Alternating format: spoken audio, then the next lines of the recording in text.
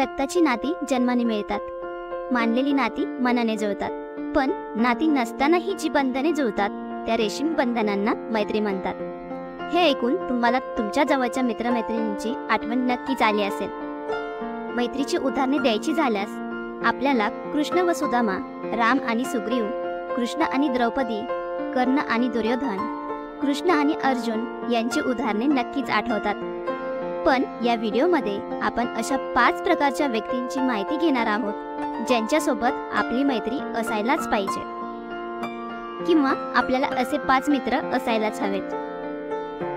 Video सुरू करण्यापूर्वी जर तुम्हाला माझे प्रयत्न आवडत असतील तर आपले हे चॅनल नक्की सबस्क्राइब करा, व्हिडिओला लाईक करा।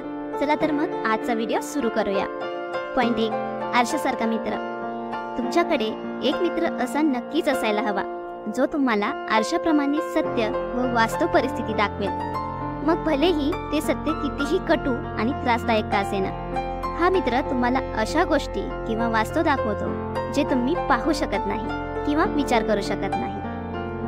आरशाचे दुसरे एक वैशिष्ट्य म्हणजे जेव्हा आपण आरशात पाहून रडतो तेव्हा आरशातलं प्रतिबिंब कधीच हसत नाही। त्याचप्रमाणे हा मित्र देखील असतो।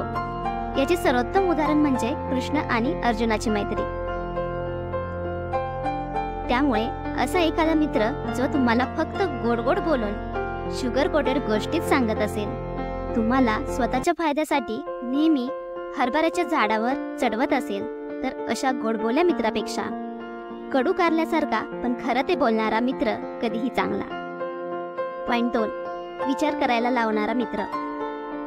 आपल्या डोक्याचे बंद पडलेले दरवाजे खाडकन उघडून आपल्याला विचार करायला लावणारा एखादा तरी मित्र आपल्याकडे असायला पाहिजे। यालाच माइंड ओपनर फ्रेंड असेही म्हणतात। हा मित्र तुम्हाला नेहमीच नवीन कल्पना, संस्कृती, विचार याची वेळोवेळी ओळख करून देत असतो।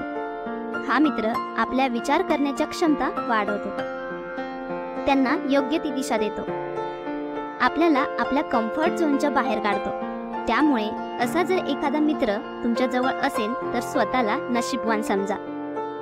पॉइंट 3, नेहमी मदत करणारा मित्र। असा एखादा मित्र असेल ज्याने तुमची कठीण काळात खूप मदत केली असेल तर स्वतःला नशीबवान समजा व त्याला हा व्हिडिओ नक्की शेअर करा। असा एखादा मित्र आपल्याकडे नक्कीच असायला हवा ज्यावर तुम्ही अगदी डोळे झाकून विश्वास ठेवू शकता। कितीही मोठे संकट आले तरी नेहमी तुमच्या मदतीला येणारा एक तरी मित्र असावा। यात आपल्याला द्रौपदी आणि कृष्ण यांच्या मैत्रीचे उदाहरण देता येईल। द्रौपदी वस्त्रहरणावेळी कृष्णाने एक मित्र म्हणून द्रौपदीची केलेली मदत ही अनमोल होती। भारत आणि रशियाची असलेली मैत्री हेही एक उदाहरण देता येईल। पॉइंट 4, फ्रेंडली कॉम्पिटिटर मित्र। तुमच्याकडे असा एखादा मित्र नक्कीच असायला हवा जो तुमच्यासोबत मैत्रीपूर्ण स्पर्धा म्हणजेच कॉम्पिटिशन करू शकेल। हसत खेळत मैत्रीपूर्ण वातावरण ठेवून खेळाडू वृत्तीने तुमच्यासोबत स्पर्धा करेल, जो तुम्हाला विचारेल, चल कोण जिंकेल पाहूया, कोण जास्त मार्क घेईल पाहूया, कोण जास्त कमाई करेल पाहूया। याचे सर्वात महत्त्वाचे कारण म्हणजे या गोष्टींवर भरपूर वैज्ञानिकांनी भरपूर अभ्यास केलेला आहे आणि यातून असे दिसून आले आहे की जेव्हा माणसासमोर एखादी स्पर्धा किंवा अडचण येते तेव्हा तो आपल्या क्षमतेचा 100% परिपूर्ण वापर करतो। याचा परिणाम म्हणजे आपल्या हातात यश पडते। यामुळेच आपल्याकडे एखादा तरी फ्रेंडली कॉम्पिटिशन करणारा मित्र असायलाच हवा। पॉइंट 5, अनुभवी वयस्कर मित्र।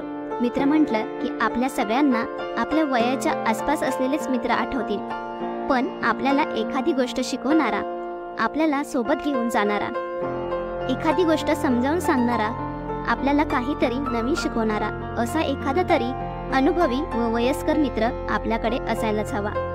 एक असा मित्र जो तुमच्यापेक्षा वयाने काही वर्षांनी मोठा आहे, अनुभवांनी तुमच्यापेक्षा मोठा आहे आणि वरिष्ठ आहे, ज्याच्याकडून तुम्हाला बरेच काही शिकायला मिळेल, त्याने केलेल्या चुकांमधून अनुभव घेऊन शिकायला मिळेल। असा मित्र नक्कीच आपल्या आयुष्यात असायला हवा आणि जर तो असेल तर तुम्ही स्वतःला लकी समजा। मी आशा करते की तुम्हाला हा व्हिडिओ नक्कीच आवडला असेल। धन्यवाद।